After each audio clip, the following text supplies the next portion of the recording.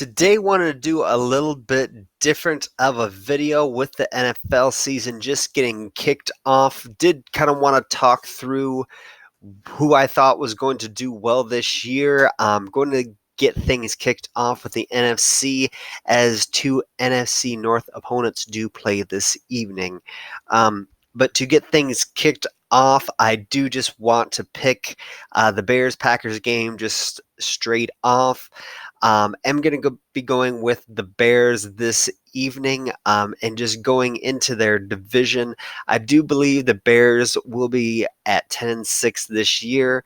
They do have a favorable defense that will allow them to stay in games when Trubisky is inaccurate.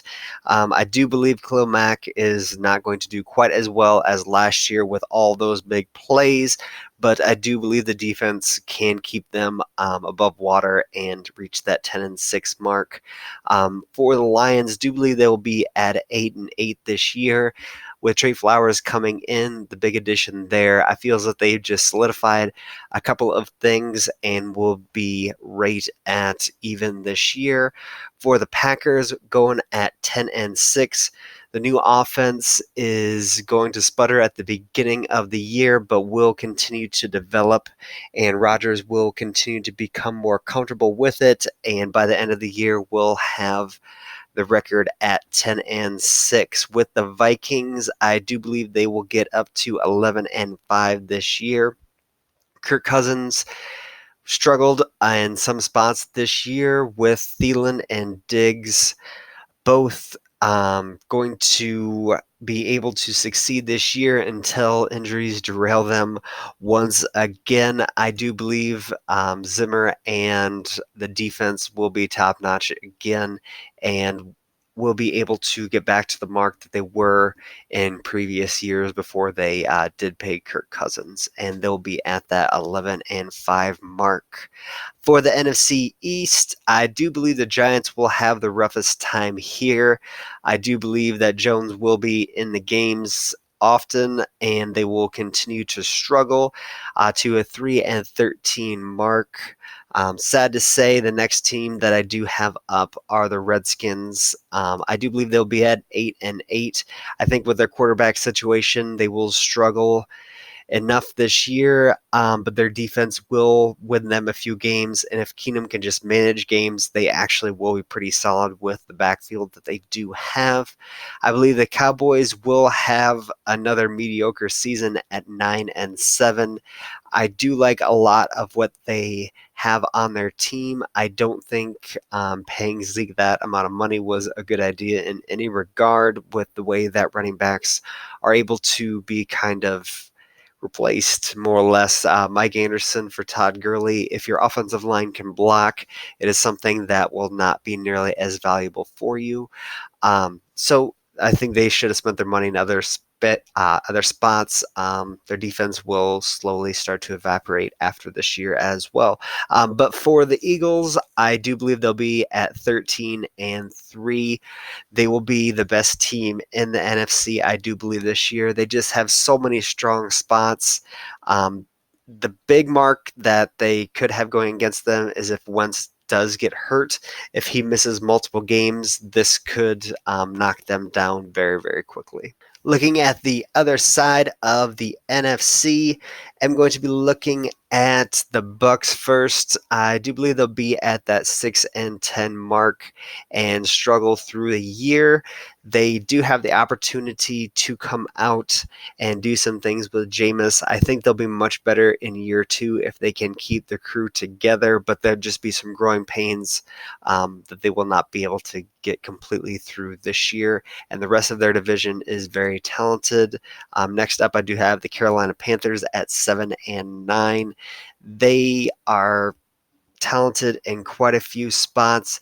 The issue that I have is Cam Newton. He almost was in a situation that Andrew Luck retired from. His shoulder just has taken so many hits that it is something that they very much need to protect, and the way that they play, I don't know if they'll be able to do that. I do believe that the defense and Kuechly are strong enough to keep them kind of in the hunt, but I still believe that they will finish under 500. The Falcons, I do believe, will be coming in at 10-6. They do have a very solid squad if they can just keep away from some of those injuries, that derailed them last year on the defensive side. They will be a force to be reckoned with and potentially could rise above that slightly, but do have that mitigated as the Saints, I do believe, will be the best team in their division, and they will have a tough time getting a couple games off of them. So I do believe the Saints will be coming in at 12-4, right behind the Eagles. I really hope to see an Eagles and Saints NFC championship. I mean, I would love to see the Redskins in there, but I do not believe this is quite that year with Alex Smith still being on the books. But the Saints have had poor luck finishing up the last couple of years. I do believe that Breeze's time is coming to an end sooner rather than later. Obviously, getting up into that 40-year-old range is very difficult, but I do believe he can get it done for one more year. Moving over to the NFC West, the last division that we will be looking at today, the Cardinals, I do believe, will coming in at 4-12. They will have some issues, especially at the beginning of the year. I believe Kyler Murray will have more than a few growing pains, and I think that the schemes will have some issues. There have been quite a few college coaches that just have had issues trying to block things up and trying to go as wide as they would like to go is going to cause them quite a few issues, especially with the porous offensive line that they do have. The 49ers, I do believe, will be coming in right under 500 at 7-9. They do have a lot to build off of from last year. They, again, were derailed by injuries, occurring theme for teams that have a lot of chance of success but simply cannot get it done. That is just the way that the NFL does kind of operate. But Juszczyk, Vernon Davis, and Garoppolo hopefully will be a very awkward new NFL trio that can get quite a bit done there. For the Seahawks, coming in at 8-8 is very reasonable again for them. All their money has been devoted into Russell Wilson.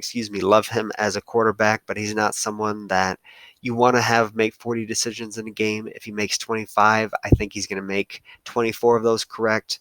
Once he gets above that, I feel as if they are concerned, which they might rightfully should be, in the potential mistakes that he could make. So running the ball frequently is a tremendously good idea, but they are a little bit handicapped since their defense is not quite as good as it used to be, and they're now more running to keep their defense off the field than to just kind of, they could run and score 12 points, or 12 points is a terrible example, but 13, 17 points and win games in the past, just based on their defense playing so well. Now they just need to eat that much time off the clock and still score that amount of points, and they need to have that all relied on their offense. And I think that's just a little bit too much for a consistent result. Getting Jadeveon Clowney is always good help, but I don't think he's going to be able to come in and play perfectly. Same thing with Ezekiel Elliott, since they are just back with their, for Clowney, new team, and Ezekiel Elliott back into training camp and getting ready for this weekend and the Giants. The last team that I did have were the Los Angeles Rams. I do have them at 10-6.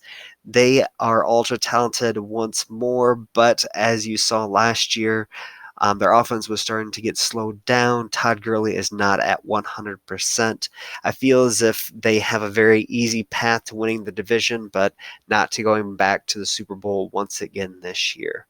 So I do hope that you did find some joy in this, trying something a little bit different, just talking about the NFL, not necessarily much, but of course these teams are where our players come from, and the teams that do better will have the better players more often than not. They do try to even things out, but team of the weeks generally go to those teams that do win. I wish you all the best and wish your favorite NFL team the best this coming Sunday or this evening. Take care, everybody.